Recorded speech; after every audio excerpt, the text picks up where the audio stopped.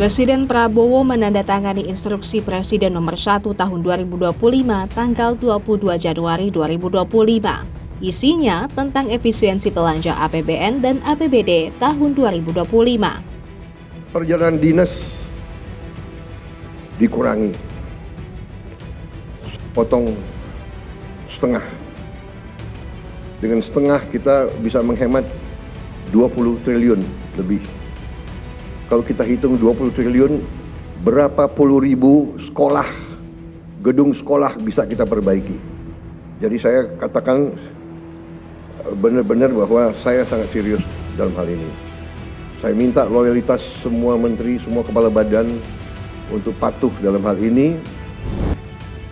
Instruksi Presiden tersebut memerintahkan penghematan anggaran belanja negara dan daerah hingga mencapai 306,7 triliun rupiah. Pemerintah menetapkan 16 pos pengeluaran yang terkena pemangkasan anggaran. Pemotongan terbesar terjadi pada anggaran pengadaan alat tulis kantor sebesar 90%. Pos-pos anggaran lain seperti biaya percetakan dan souvenir, sewa gedung dan kendaraan, perjalanan dinas, rapat, serta seminar turut mengalami pemotongan 10 hingga 75,9%. Beberapa pos pengeluaran terkait pendidikan ikut mendapat pemotongan anggaran.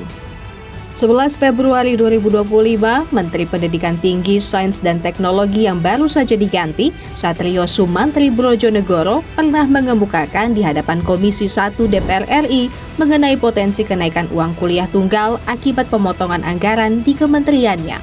Pernyataan itu dibantah kemudian oleh Menteri Keuangan. Menteri Keuangan Sri Mulyani menjawab kekhawatiran ini dan menegaskan uang kuliah tunggal atau UKT tidak boleh naik atas alasan efisiensi anggaran. Langkah ini tidak boleh, saya ulangi, tidak boleh mempengaruhi keputusan perguruan tinggi mengenai UKT yang dalam hal ini baru akan dilakukan untuk tahun ajaran baru tahun 2025-2026, yaitu nanti pada bulan Juni atau Juli.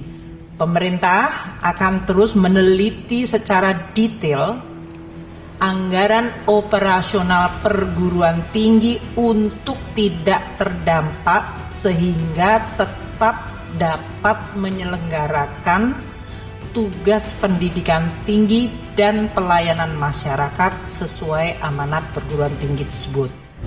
Pernyataan Menteri Keuangan tidak serta-merta menenangkan bagi mahasiswa. Pemotongan anggaran pendidikan memicu unjuk rasa mahasiswa di Jakarta dan Surabaya. Sebenarnya kita ada 10 poin tuntutan yang secara garis besar memang triggernya adalah kemarin efisiensi terhadap sektor pendidikan dan kesehatan khususnya, karena kami merasa 2 poin itu sangat penting dan merupakan kebutuhan primer, apalagi pendidikan sebagai investasi masa depan bangsa Indonesia ini. Tapi ternyata kok malah terdapat efisiensi. Itulah yang men-trigger teman-teman mahasiswa Jawa Timur. Karena kami yakin ketika ada efisiensi anggaran di ranah pendidikan, maka yang terancam adalah biaya kuliah kami. Yang terancam adalah biaya kuliah teman-teman. Sehingga kesempatan untuk kawan-kawan yang meraih atau mau menempuh perguruan tinggi itu justru akan semakin pudar, akan semakin sulit. Bahwasannya Presiden Prabowo itu tidak menafsirkannya bahwa UKT itu akan naik. Tetapi orang menafsirkan bahwa Prabowo itu ingin UKT naik. Seharusnya Menteri Pendidikan ini dia membilang bahwa UKT itu naik berdasarkan nanti yang akan kita lakukan dari 2 tuntutan ini ya. Itu ada cairkan tunjangan kinerja dosen untuk tenaga kependidikannya itu secara penuh. Kenapa sih kita bawa ini? Jadi nggak boleh ada nih namanya hambatan birokrasi. Yang dalam arti itu jadi merugikan dosen dan tenaga kependidikan itu di seluruh Indonesia. Kekhawatiran biaya pendidikan tinggi yang semakin tak terjangkau akan berdampak pada perekonomian Indonesia di masa depan. Di tengah fase bonus demografi, 20% generasi Z Indonesia berstatus Not in Education, Employment or Training alias NEET. Mereka tidak dalam pendidikan, tak memiliki pekerjaan atau dalam proses pelatihan. Nailul Huda, Direktur Ekonomi Digital Center of Economic and Law Studies atau CELIOS, menyoroti ketidakmampuan kelas menengah untuk mengenyam pendidikan tinggi yang semakin mahal mengancam Human Capital Index Indonesia di masa depan.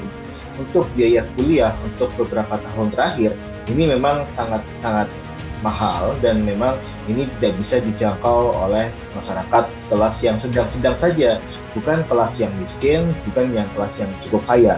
Kalau cukup kaya mungkin mereka tidak masalah. Kalau untuk yang kelas miskin ini tentu mereka bisa menggapai untuk bidik misi dan sebagainya, untuk beasiswa bidik misi dan sebagainya. Tapi kalau untuk yang kelas menengah ini, kalau bisa saya bilang dia terhimpit, biaya kuliah semakin mahal, tidak ada bantuan dari pemerintah, dan mereka harus menyediakan biaya sendiri. Nah, dampak dari NIIT ini akan semakin menurunkan human capital index di masa depan gitu kan, di mana human capital index kita sudah rendah, tapi masalahnya untuk meningkatkan human capital index dari sektor pendidikan itu tidak bisa dilakukan dengan optimal. Artinya adalah ketika mereka ingin meningkatkan kualitasnya dengan mereka berkuliah dan sebagainya, mereka tidak mampu lagi karena biaya semakin mahal dan tidak ada bantuan dari pemerintah untuk mereka bisa mencapai bangku kuliah. Nah ini yang saya sebutkan, kita harap cemas nih bahwa Indonesia tahun 2045 bukan Indonesia emas, tapi Indonesia emas tahun 2045. Mengurangi anggaran studi banding yang tak perlu, belanja rutin yang tak sebanding, sewa gedung dan kendaraan berlebihan, serta seremonial yang tak menyentuh kepentingan publik adalah efisiensi yang bermanfaat. Rakyat akan sepenuhnya sepakat kebijakan pemerintah untuk melakukan efisiensi anggaran jika penghematan itu untuk mendukung kebijakan yang berdampak langsung pada kesejahteraan rakyat, seperti kesehatan, infrastruktur, dan terutama pendidikan.